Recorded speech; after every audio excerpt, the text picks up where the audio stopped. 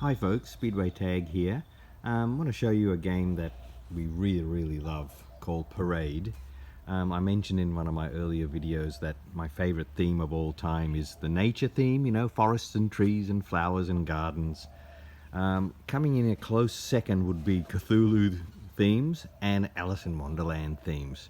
And this is a very simple but tactical card game which has got fantastic, just so beautiful, such beautiful artwork, Alice in Wonderland style, and the mechanism of this card game we hadn't come across before when we first got it, and to be honest, I can't think of one that replicates it in any way. You guys might think of one, but Parade came out in 2008, I think, around about 2008, and it's been reprinted a number of times, and I feel like it's been recently reprinted again because it's turned out to be quite a popular card game. It's one of those, it's simple to teach and it's got a simplicity to it but with a hidden depth, and that really hits my sweet spot when it comes to card games. And of course, as I said, it's got an Alice in Wonderland theme. The cards are beautiful linen finished cards, and the artwork is magnificent. So just showing you a little bit what the artwork looks like. There's 6 suits, so 6 colors: red, purple, green, blue, yellow, and gray. And I think the best way to explain the theme of this game is actually to read you what this rule book is just so well produced as well. Okay, it's just lovely like this. It's concise, but it's covers everything, and it's got a nice feel to it. The quality of the paper, it's just, I don't know, it just feels really like a lot of trouble went into the production of that rule book, and you know how I feel about rule books. And so I thought, yeah, the theme of this, of course it's pasted on a bit, but as I've said a million times, it always helps me enjoy the game more. And I don't mind, you can paste as many themes on as you like, I'm happy. Right? Parade. The parade has started in Wonderland. Everyone is dressed up, streets are decorated, excitement's in the air. Let's find more people to join the parade.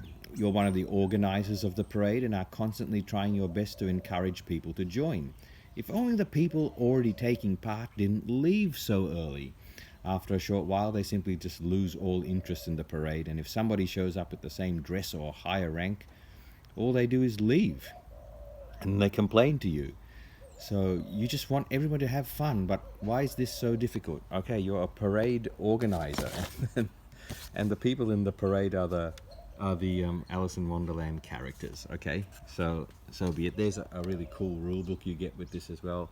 The box art is in my top 3 boxes I reckon I've seen, and the back of the cards look like this, and this is my favorite card back that I have in my collection. Okay, I just think that's perfect. The way the game plays, as I said, very simple, but can become very strategic once you immerse yourself in it. You start by lining up 6 cards, just randomly from the deck, and that is going to be your parade. That's the start of the parade. This is the end. We each get 5 cards. Okay, there's the opponent's 5 cards. Just over there. And yes, it's a numbers game and a suits game and colors, but just enjoy the art as you go. What you're trying to do is, eventually you're going to collect sets of all these suits in front of you. The game's going to end when that deck runs out, or when somebody's got at least one of every suit in front of them. So you're going to be collecting these suits in front of you, and as with every Wonderland themed game, it's a bit topsy-turvy, the rules. Okay, so the winner is the person with the least amount of points in the end, which is very predictable. Okay, so you're trying to add characters to the parade. Every time you do that, you are going, most of the time, you're going to be taking characters from the parade and adding them to your tableau. Now, you want to do that as least as possible because, as I said, the least, that you score based on the numbers on the cards. So the least cards that you take the better you are, because the less points you're going to have. But there's a little twist to this, which you have to balance. And I think this is where the strategy of the game really pops. But I'll show you how a turn basically goes. You take a card from your hand and you add it to the parade. Okay, you add it at the end of the parade. Okay, and then you check to see whether certain characters are going to leave the parade because they're disgruntled. And the way you check that is you count back this number of cards from the card you just played. So 2. So 1, 2. So everything from here is not going to leave. Everything from Alice's 4 onwards potentially leaves now. Okay? So, once again, I've played a 2. I count 2. And then from here onwards, any of those could leave based on 2 rules. If it's the same color as the card I just played, so if there was another gray card in here, I'd have to take it. It would leave the parade and come into my tableau. And the second, so color. And the second way a card leaves the parade is if its number is equal to or less than the card I just played. Okay, so there's, as you can see, there's 2 of those. Okay, he's a 0 and a 1, which is less than the 2 I just played. So I have to take these 2 into my tableau and place them there. So now I'm scoring 1 point at the moment. And then, okay, so I'm not terribly happy about getting 2 cards on the first go. But so as you can see already, the skill is to try and play cards without having to take any. And then I replace my hand with a new card, and the next player goes. Okay, and they might play, they might play a blue 8, right? An Alice blue. Now we count back 8 cards from there, and we're going to run out because there's not 8 cards. So this person's played a move where no cards will leave the parade, and therefore they don't have to take any. So they're pretty happy about that, and they'll take a replacement card. And then it's my turn to go.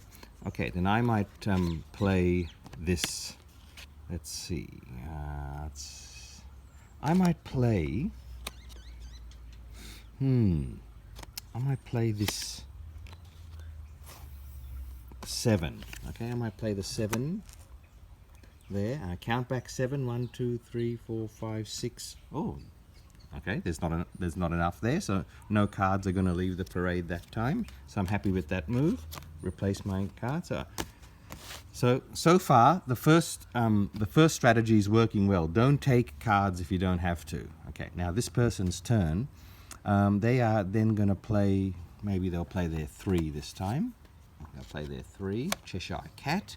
1, 2, 3, and then everything from here they have to take if they can. And okay, there's no that's a purple card. There's no more other purples down there, but there is a card here that is less than a 3, so they have to take this rabbit. Okay, and that starts their tableau over there. Move the cards up in the parade, and off we go. Now this will continue. I'll just play another couple more turns so you can see what's happening here.